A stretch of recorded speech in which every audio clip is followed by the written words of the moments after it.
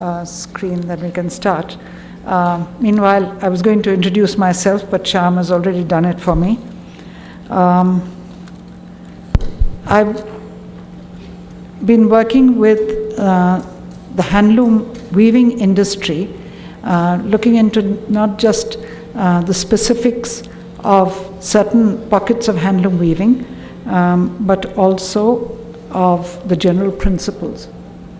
So, I'm sorry. Yeah, so Uzramma garu handloom industry అంటే మన చేనేత పరిశ్రమకు సంబంధించిన దాంట్లో చాలా కాలంగా పనిచేస్తున్నారు. దాని గురించి మనతో వాళ్ళ అనుభవాలను పంచుకోబోతున్నారు. Both the cotton growers and the hand weavers of India are small scale producers, but both are dependent on the large scale spinning mill which stands between them. The spinning mill is the only customer to buy the cotton that the farmer grows, and the spinning mill is the only supplier of yarn for the handloom weaver. భారతదేశంలో కానీ మిగతా వేరే దేశాల్లో అయినా కూడా రైతు పత్తి దారం అమ్మాలంటే స్పిన్నింగ్ మిల్కే వెళ్ళాలి. దాన్ని చేనేత పరిశ్రమ చేనేతదారుడు కొనుక్కోవాలన్నా కూడా స్పిన్నింగ్ మిల్కే వెళ్ళాలి. అంటే రైతుకు కానీ చేనేతని తయారు చేసే తయారీదారుడికి కానీ స్పిన్నింగ్ మిల్లే గత్యంతరం. రైతు వాళ్ళు చిన్న స్థాయిలో పని చేస్తున్నారు, నేసే వాళ్ళు కూడా చిన్న స్థాయిలో పని చేసేవాళ్ళు, కానీ మధ్యలో స్పిన్నింగ్ మిల్ ఉంటుంది, పెద్ద స్థాయిలో పని చేస్తుంది. So the technology of the cotton mill, the technology of the spinning mill is the same in India and China and all the 90 countries where cotton yarn is produced. It needs only one kind of cotton, from the Chinese farmer, the Russian farmer, the American farmer, and the Indian farmer. Cotton with a fiber that is long enough and strong enough to stand up to the heat and wear and tear generated by modern spinning machinery. భారతదేశంలో అయినా చైనాలో అయినా మిగతా 90 దేశాల్లో సాంకేతిక పరంగా వీళ్ళకి కావాల్సింది చైనీస్ ఫార్మర్ దగ్గరైనా, చైనా రైతు అయినా, రష్యా రైతు అయినా, అమెరికా రైతు అయినా, లేకపోతే భారతదేశంలో రైతులైనా వాళ్ళకి కావాల్సింది అయితే పొడవైన దారము, అది హీట్కి తట్టుకునే విధంగా, వేడికి ఒత్తిడికి రెండింటికి తట్టుకునే విధంగా గట్టి దారం మాత్రమే. అన్ని ప్రాంతాల్లో సేమ్ టెక్నాలజీ నడుస్తుంది. సాంకేతిక పరంగా అన్ని ప్రాంతాల్లో అన్ని దేశాల్లో పెద్ద ఏం తేడా ఉండదు, ఒకటే సాంకేతిక టెక్నాలజీ ఉంటుంది. Can the natural Indian cotton fiber keep up with the new developments in cotton spinning technology? Cotton spinning technology is constantly being made faster and faster. Can the natural Indian cotton fiber keep up with these new developments? భారతదేశంలో తయారవుతున్న పత్తి దారము cotton టెక్నాలజీలో సాంకేతిక పరంగా ఉండే అభివృద్ధిని దానికి తగ్గట్టుగా ఇది నిలుస్తుందా లేదా? Cotton fiber, not the cotton yarn. Cotton daram, patti daram kaadu. Daram. The fiber. Yeah. Fiber is daram, is it? Daram. Okay. Yes. And is the yarn that is spun with modern spinning technology suitable for handloom weaving? ఈ spinning మిల్స్లో తయారైన దారము భారతదేశంలో చేనేత దారులకి పనికొస్తుందా? Do you agree that the answer to both these questions is no? ఈ రెండు ప్రశ్నలకి సమాధానము అవుననుకుంటున్నారా, కాదనుకుంటున్నారా? కాదని మీరు అనుకుంటున్నారా? అంటే ఈ ఒకటేంటంటే సాంకేతిక పరంగా అభివృద్ధి చెందుతున్న దానికి తగ్గట్టుగా భారతదేశం పత్తి అభివృద్ధి చెందుతుందా? ఇంకొకటి సాంకేతిక పరంగా ఉన్న ఈ మోడర్న్ స్పిన్నింగ్ టెక్నాలజీకి సంబంధించినంత వరకు మన భారతదేశంలో సహజంగా తయారవుతున్న పత్తి దారం ఉంటుందా అనేది ఈ రెండు ప్రశ్నలు. వీటికి సమాధానం మీరు నో అనుకుంటున్నారా? That is why, in my opinion, both cotton growers and hand weavers need to understand the spinning technology that dominates their lives. ఈ పత్తిని తయారు చేసే రైతులు, చేనేత దారులు వీళ్ళిద్దరూ జీవితాల మీద ఈ స్పిన్నింగ్ టెక్నాలజీ అనేది డామినేట్ చేస్తుంది, ఆధిపత్యం చెలాయిస్తుంది. The purpose of my talk is to share whatever I know about this spinning technology and the history of cotton in India and the cotton industry in the West to help in this understanding. ఇప్పుడు నేను మీతో భారతదేశంలో ఈ spinning టెక్నాలజీకి సంబంధించి, తర్వాత దీని చరిత్ర, భారతదేశంలో పత్తి ఏ విధంగా పండేది దానికి సంబంధించిన చరిత్ర, పాశ్చాత్య దేశాల్లో ఏ విధంగా జరిగింది దానికి సంబంధించి అర్థం చేసుకోవడానికి మనం ఇప్పుడు ప్రయత్నం చేద్దాం. There are 4 parts to my talk. First, the process. What happens today to cotton once it leaves the farmer's hands?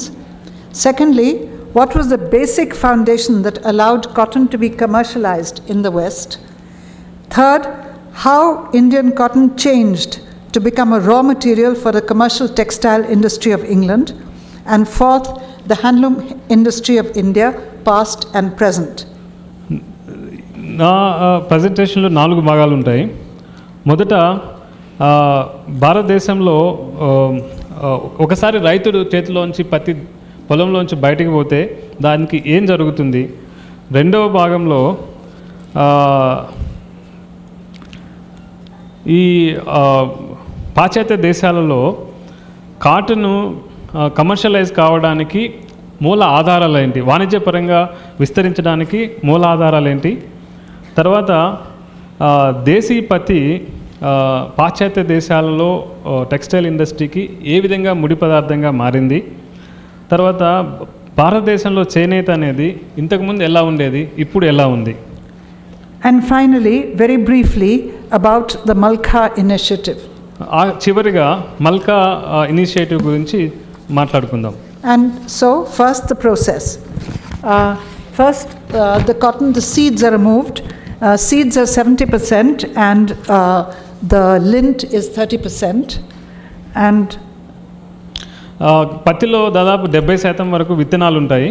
ఆ విత్తనాలు తీసేస్తే తర్వాత మిగిలే భాగం 30% ఉంటుంది. And then the fibers are pressed into regular rectangular cubes and tightly bound. So ఆ పత్తిని కట్టలు కట్టలుగా గట్టిగా కడతారు. The bales are then transported to spinning mills. వాటిని బేల్స్ అంటారు. ఆ బేల్స్ని స్పిన్నింగ్ మిల్స్కి రవాణా చేస్తారు. In modernized systems, harvesting and baling actually happens mechanically on the field itself with big machines. ఆధునిక వ్యవస్థలలో ఇలా ఈ బేల్స్ని తీసుకెళ్ళి మెకానికల్గా అంటే పొలం మీదనే దాన్ని కట్టలు కట్టే బేల్స్ చేసే మెషిన్స్ పొలం మీదనే చేస్తారు. So once the bale reaches the spinning mill, the bale opening machine loosens the tightly pressed fiber from the bale. మిల్లుకి చేరంగానే ఈ బేల్స్ని ఇంకొక మెషిన్ వచ్చి దాన్ని విడివిడిగా చేసేస్తుంది అన్నట్టు పత్తిని. Then the fiber is blown with great force in the blow room to get it back into its original separate condition. ఆ పత్తిని మళ్ళీ ఈ బ్లోయర్లో పెట్టేస్తే మళ్ళీ అది లూజ్గా పొలంలో ఏ విధమైన పత్తిగా ఉండేదో అది ఆ విధంగా తయారైపోతుంది. Only then the actual yarn making begins. ఆ తర్వాతనే పత్తిని దారంగా వడికే విధానం స్టార్ట్ అవుతుంది. So the first step is the carding machine. This opens the remaining clumps in the cotton, removes trash.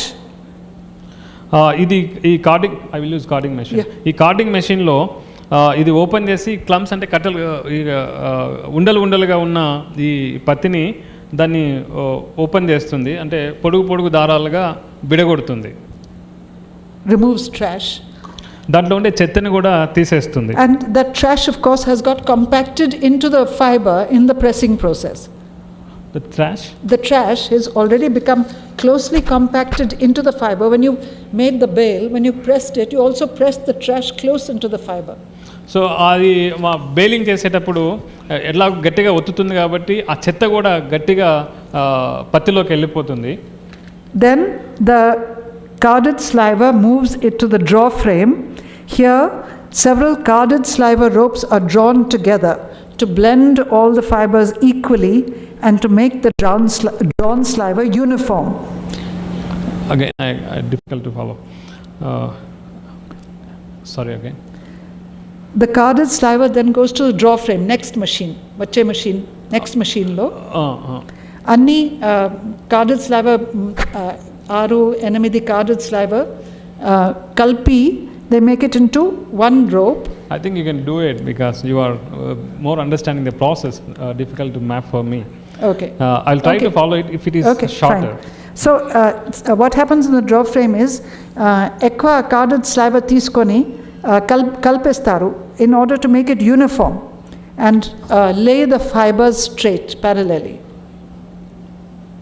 Okay? Yeah.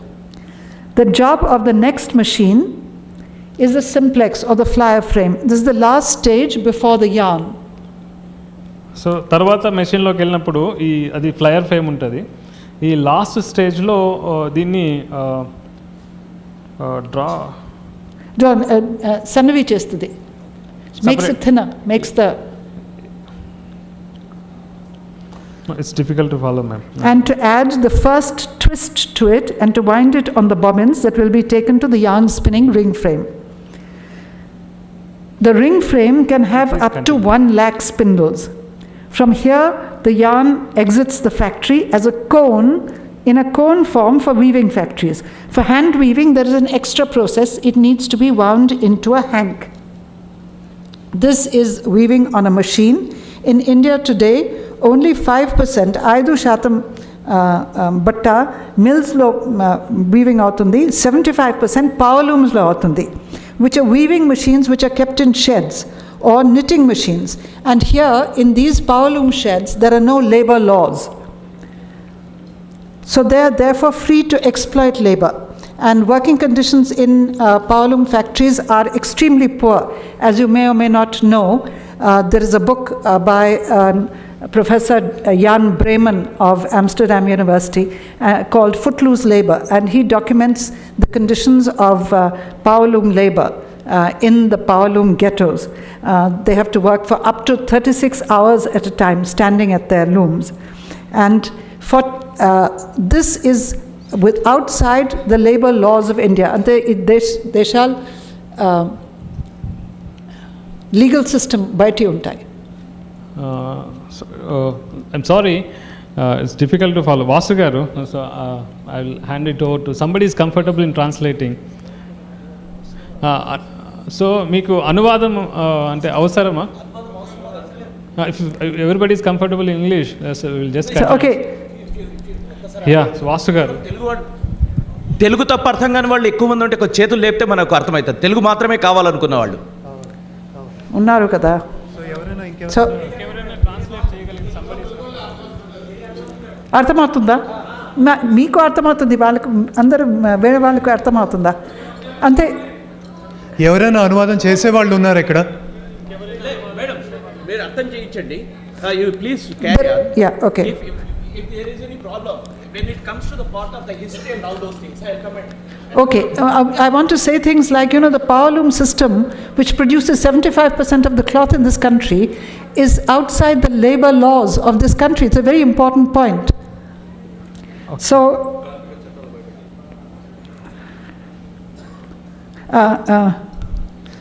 slide number. మీరు చేస్తారా? Okay, this is the... But it's difficult for... So if you just want to say that, please, this power loom start from here, ma'am. Power loom, which produces 75% of the cloth in this country, is outside the legislation, the labor laws of this country. It works without protecting the labor that works in the power loom. 75% బట్ట ఏదైతే power loom sector ద్వారా ఇప్పుడు ఉత్పత్తి అవుతుందో భారతదేశంలో, అది భారతదేశ కార్మిక చట్టాలకు వెలుపల ఉంది. అంటే చట్టాలు ఎక్కడ వర్తింపవు. Yeah. And then in the hand looms, 20% of textile in the country is still produced on handloom. భారతదేశంలో దాదాపు 20% బట్ట ఇప్పటికీ హ్యాండ్లూమ్స్ అంటే చేనేత ద్వారా ఉత్పత్తి అవుతుంది. 43 lakh families are employed in the handloom industry. 43 లక్షల కుటుంబాలు దీని మీద ఆధారపడి ఉన్నాయి. It is the largest employer after agriculture. వ్యవసాయం తర్వాత ఎక్కువ మందికి జీవికను ఇస్తున్న రంగం చేనేత. Can you change the slide, please?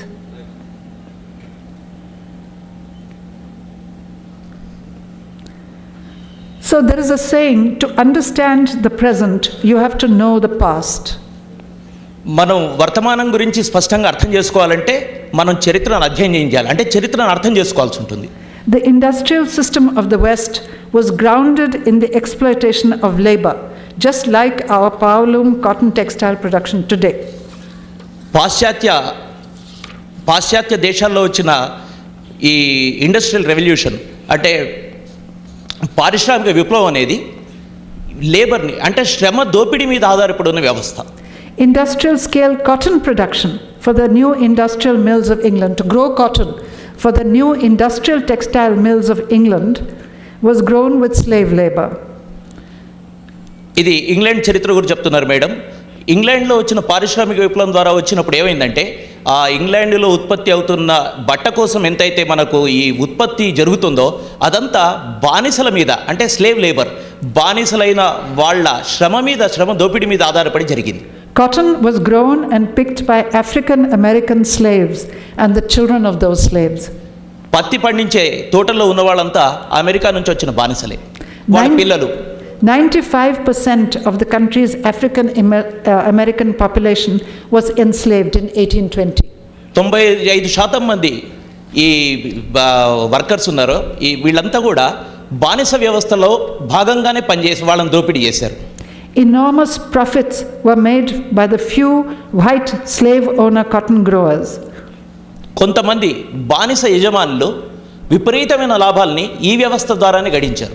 Indeed, so closely tied, this is a quotation from a newspaper article, indeed, so closely tied were cotton and slavery that the price of a slave directly correlated to the price of cotton. ఇది ఒక quotation అంటే ఒక ఉల్లేఖనం అంటే ఒక పేపర్లో వచ్చింది, దాని పాత దాంట్లో వచ్చింది ఏంటంటే ఒక బానిస విలువ ఎంత ఉంటుంది, ఒక కాటన్ విలువ ఆ రోజు కాటన్ విలువ ఎంత ఉంటుందంటే బానిస విలువకు సమానంగా ఉంటుంది. అంటే బానిస విలువ కాటన్ విలువ సమానం అంటే దోపిడీ ఎంత తీవ్రంగా ఉంది అనేది ఏ రకంగా ఉంది అనేది అర్థం చేసుకోవచ్చు. And in spinning mills, child labor was used. Machines were made for the height of children.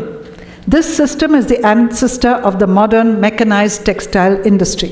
ఈ మనం స్లైడ్లో చూస్తున్నట్టుగానే మిషన్లను ఏ రకంగా రూపొందించారంటే ఆ మిషన్ల యొక్క ఎత్తు చైల్డ్ లేబర్ అంటే బాల కార్మికులకు ఎత్తుకు సరిపోయే రకంగానే ఉపయోగించారు.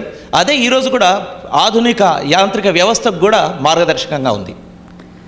The industrial system of the West used the huge profits it made from exploitation to set up new industries.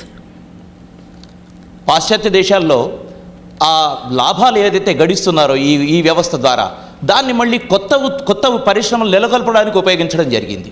Children from the age of 7 went to work in factories and they had to work for 15 to 16 hours and they had only half an hour off to eat their meals.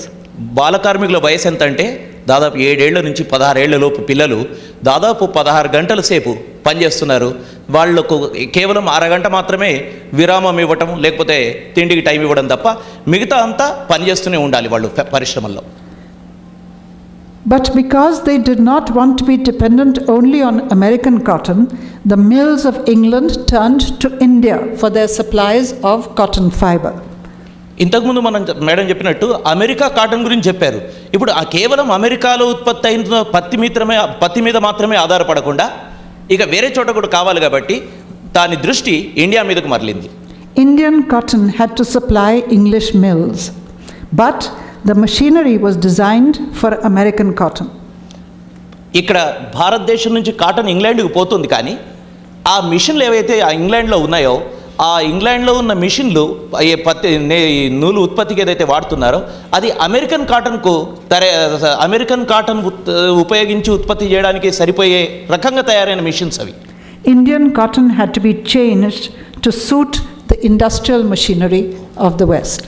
ఇప్పుడు ఏమైపోయిందంటే పాశ్చాత్య దేశాల్లో వాడుతున్న అంటే ప్రత్యేకించి ఇంగ్లాండ్లో వాడుతున్న ఆ మిషన్స్ అమెరికన్ కాటన్కు తయారు చేసింది కాబట్టి ఇప్పుడు భారతదేశంలో ఉత్పత్తి అవుతున్న కాటన్ అంటే పత్తిని దానికి అనుగుణంగా మార్చే పరిస్థితి ఏర్పడింది. It was not only the cotton itself that was changed, it was also the relations of production. Because large quantities of cotton had to be collected, a hierarchy of agents and coolie labor was introduced. ఇప్పుడు కేవలం మారింది యంత్రాలు మాత్రమే కాదు, ఇక్కడ మారింది ఉత్పత్తి సంబంధాలు కూడా. భారతదేశంలో ఉత్పత్తి సంబంధాలు కూడా మారాయి.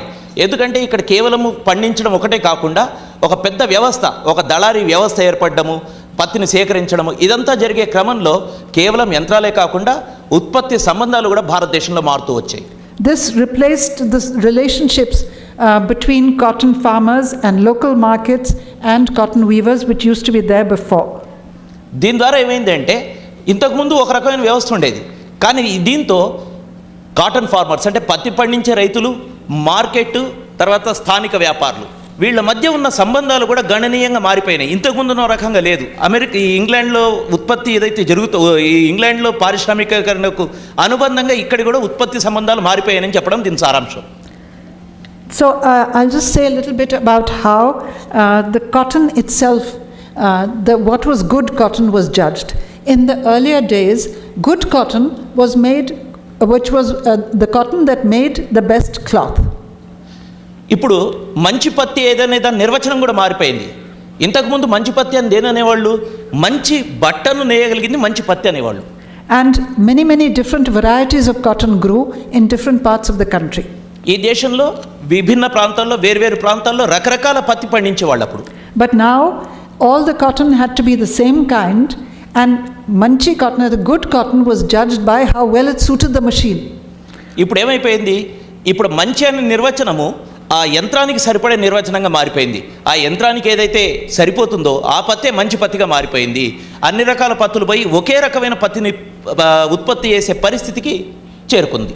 So Indian cotton, which had made the best cotton cloth in the world for thousands of years, which had exported Indian cotton cloth to Rome and to the East, that cotton was now considered to be not good cotton. వేల ఏళ్లుగా భారతదేశం పత్తిని ఉత్పత్తి చేసి, పత్తిని పండించి రోముకు, ఇతర దేశాలకు పంపిస్తూ ఉండేది. ఆ పత్తి ఈరోజు ఏమైపోయిందంటే, అంటే ఈ బ్రిటిష్ వ్యవస్థ వచ్చేసరికి, క్యాపిటలిస్ట్ వ్యవస్థ వచ్చిన టైంకి మంచి పత్తి కాకుండా పోయింది. వేల ఏళ్ళు పండించిన పత్తి మంచి పత్తి కాకుండా పోయే పరిస్థితి ఇప్పుడు నెలకొంది. So in the 1820s, the East India Company, which ruled large parts of India, actually brought 10 American cotton planters to India to teach Indian farmers how to grow the cotton that was needed for the machine. 1820లో east India company భారతదేశానికి ఒక 10 మంది, England నుంచి 10 మంది American cotton farmers, అంటే అమెరికాలో పత్తి పండిస్తున్న ఒక 10 మంది ఫార్మర్స్, రైతుల్ని తీసుకొచ్చి పత్తి ఎట్లా పండించాలో నేర్పించడానికి ఇండియాకు తీసుకొని వచ్చింది. That's how American varieties of cotton were brought to India. ఆ రకంగా అమెరికన్ కాటన్ వెరైటీ మన భారతదేశంలోకి వచ్చింది. Spinning machinery was first invented in England about 300 years ago. Before the invention of spinning machinery, India grew the largest quantity of cotton in the world. ఇంగ్లాండ్లో 300 ఏళ్ల క్రితం spinning machine కనుక్కున్నారు. అంతకు ముందే భారతదేశంలో నూలు వడకడం అనేది పెద్ద పరిశ్రమగానే ఉంది. And made enough cotton cloth for its own population, which in the year 1700, the Indian population was 225 crores, the largest population in the world. దాదాపు 2.5 కోట్ల జనాభా ఉన్న భారతదేశానికి సరిపడా పత్తిని, బట్టని ఉత్పత్తి చేసుకున్న భారతదేశం ఒకప్పుడు ఉండేది. And this system of cotton growing and cotton cloth production was not based on exploitation. అయితే ఈ రకమైన ఉత్పత్తి అంటే దాదాపు ముందు కాలంలో ఈ ఇంగ్లాండ్ వ్యవస్థ వచ్చే కంటే ముందు భారతదేశంలో ఉన్న పత్తి పండించడం కానీ, నేత కానీ ఒక దోపిడీ మీద ఆధారపడ్డ వ్యవస్థ కాదది. అందరికీ ఉపయోగపడే వ్యవస్థ మాత్రమే.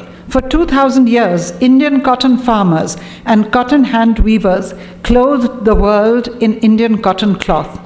No other country could compete with India in cotton growing and cotton weaving.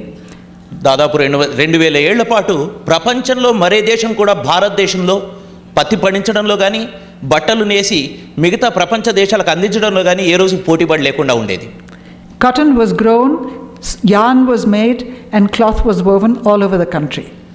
పత్తి పండించడం, నూలు వడకడం, బట్ట నేయడం, ఈ 3 భారతదేశంలో అన్ని ప్రాంతాల్లో జరిగేది. It was a permaculture of cotton. అది ఒక పత్తికి మనం వ్యవసాయ సంస్కృతి అంటేనే అది పత్తి సంస్కృతి. Where small farmers were able to sell small quantities of cotton in small weekly local markets. చిన్న రైతులు పత్తిని పండించుకొని చిన్న మార్కెట్లలో, తమ దగ్గర ఉన్న మార్కెట్లలో అమ్ముకోవడం అనేది చాలా సులభంగా జరిగేది. In those local markets, they sold it to cotton spinners.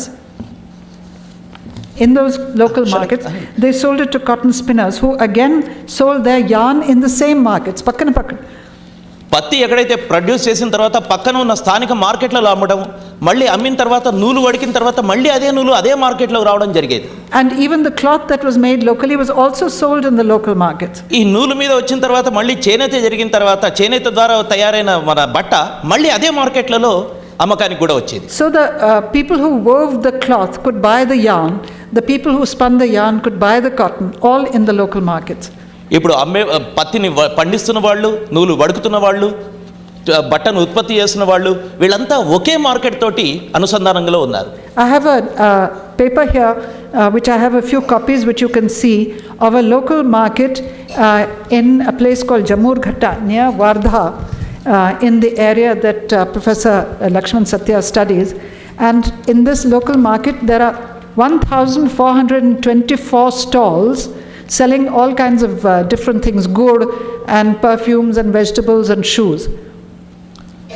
ఈ మేడం దగ్గర ఉన్న పేపర్లో చెప్తుంది ఏంటంటే 572.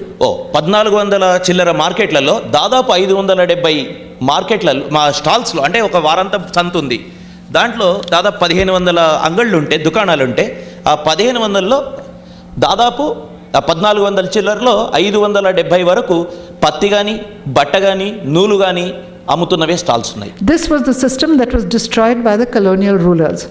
ఈ వ్యవస్థను మన వలసవాద సంస్కృతి నాశనం చేసింది, వలసవాద పాలకులు నాశనం చేశారు.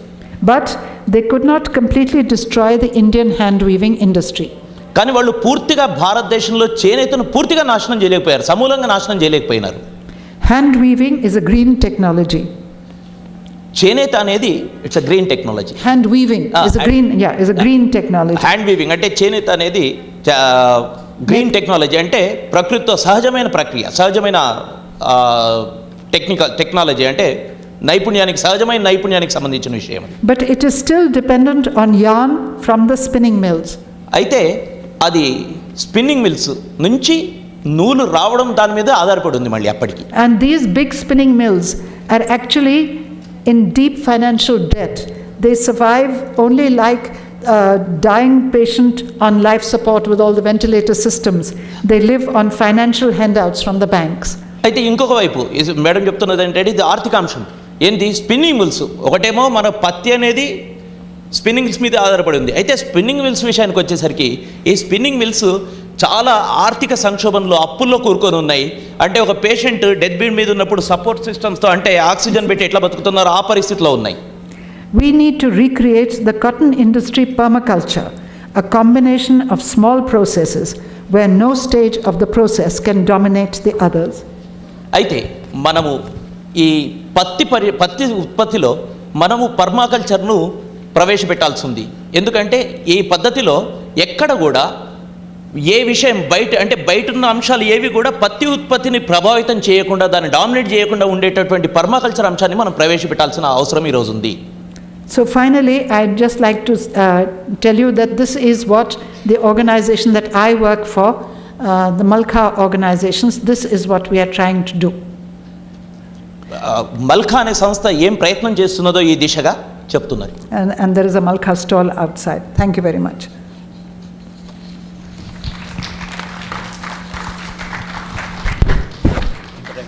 Now, Professor Lakshman Satya will give a small talk, and then after that we will take questions from the audience.